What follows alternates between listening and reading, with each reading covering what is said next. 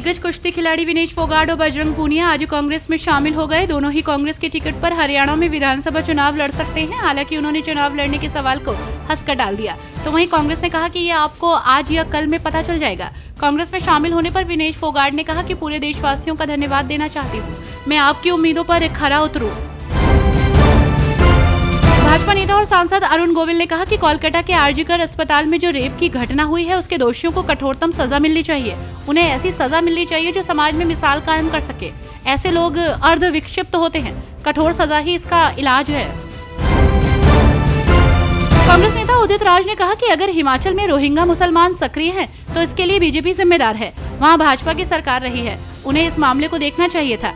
वहीं अगर देश में रोहिंग्या मुसलमान या अन्य लोगों की घुसपैठ हो रही है, तो इसके लिए मोदी जी जिम्मेदार हैं। उन्हें बताना चाहिए कि जब सीमा पर बीएसएफ सक्रिय है, अन्य एजेंसियां सक्रिय हैं, फिर ये घुसपैठ हो कैसे रही है।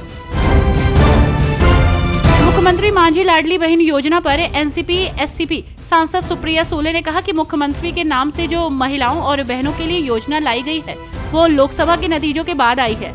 इन्हें बहनों की याद लोकसभा के बाद आई। दुख की बात है कि उन्होंने बहन भाई के पवित्र रिश्ते को 1500 रुपए का रिश्ता बना दिया। उन्हें उनकी बहन समझ में नहीं आई। बहन को प्यार चाहिए, पैसा नहीं चाहिए। ये उन्हें समझ नहीं आता। यही समस्या है सरकार की कि उन्हें प्यार और व्यवहार में अंतर नहीं पता। दिल्ली कांग्रेस अध्यक्ष देवेंद्र यादव ने पूर्व आप नेता राजेंद्र पाल गौतम के कांग्रेस में शामिल होने पर कहा कि हमें खुशी है कि राजेंद्र पाल गौतम, जो सामाजिक लड़ाई के नेता के रूप में काम कर रहे थे, उन्होंने आज कांग्रेस का हाथ थामा है। उनके आने से निश्चित रूप से हमारी सामाजिक न्याय की लड़ाई को बल मिलेगा। मैं उनका कांग्रेस में स्वागत करता हूं। हमने दिल्ली में लगातार जमीन पर काम किया है और इस दौरान आम आदमी पार्टी और भाजपा के कई साथी हमारी पार्टी में शामिल हो रहे हैं। भाजपा को गुरुग्राम में बड़ा झटका लगा है। टिकट बंटवारे से नाराज होकर पार्टी की कद्दावर नेता जीएल शर्मा ने अपने समर्थकों के साथ इस्तीफा दे दिया है। वो सितंबर में कांग्रेस में शामिल होंगे। इससे पहले नवीन गोयल और डॉक्टर डीपी गोयल भी पार्टी छोड़ चुके हैं। अब यशपाल बत्रा समेत कई अन्य नेता भी इस्तीफे की तैयारी में हैं। केंद्रीय वाणिज्य एवं उद्योग मंत्री पीयूष गोयल ने कहा कि सिंगापुर के साथ संबंधों को रणनीतिक साझेदारी के उच्च स्तर पर बढ़ाया गया है। प्रधानमंत्री की सिंगापुर यात्रा के दौरान नए युग की तकनीकों, कौशल विकास, शिक्षा पर सेमीकंडक्टर मिशन पर कुछ बहुत बड़ी पहल को अंतिम रूप दिया गया। उन्होंने सिंगापुर में इन्वेस्ट इंडिया का एक कार्यालय खोलने की भी घोषणा की है। ये एक अद्भुत और नई पहल है।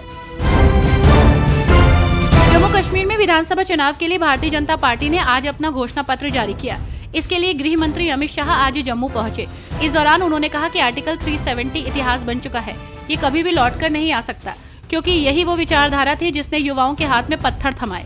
10 साल बाद हो रहे विधानसभा चुनाव के लिए बीजेपी ने अपने घोषणा पत्र में कई वादे किए हैं। चंडीगढ़ में पिछले 5 दिनों से प्रदर्शन कर रहे किसानों ने धरना खत्म कर दिया है। भारतीय किसान यूनियन के प्रधान जोगिंदर सिंह उघारा ने धरना खत्म करने का ऐलान करते हुए कहा कि अगर सरकार उनकी बात नहीं मानती है तो फिर से बड़ा संघर्ष करेंगे। आपको बता दें कि किसानों ने मुख्यमंत्री मान के साथ हुई बैठक के बाद ये फैसला लिया है। कांग्रेस नेता जीतू पटवारी ने मध्य प्रदेश में बिगड़ी कानून व्यवस्था को लेकर कहा कि यहाँ जंगल राज चल रहा है। उन्होंने कहा कि रोजाना रेप की वारदात बढ़ रही है, महिलाओं पर अत्याचार हो रहा है। उन्होंने मध्य प्रदेश के मुख्यमंत्री के निर्वाचन क्षेत्र में हुई रेप की वारदात को लेकर अपनी प्रतिक्रिया देते हुए कहा कि इस घटना पर बीजेपी के बड़े नेता और प्रधानमंत्री सहित गृह मंत्री क्यों चुप हैं।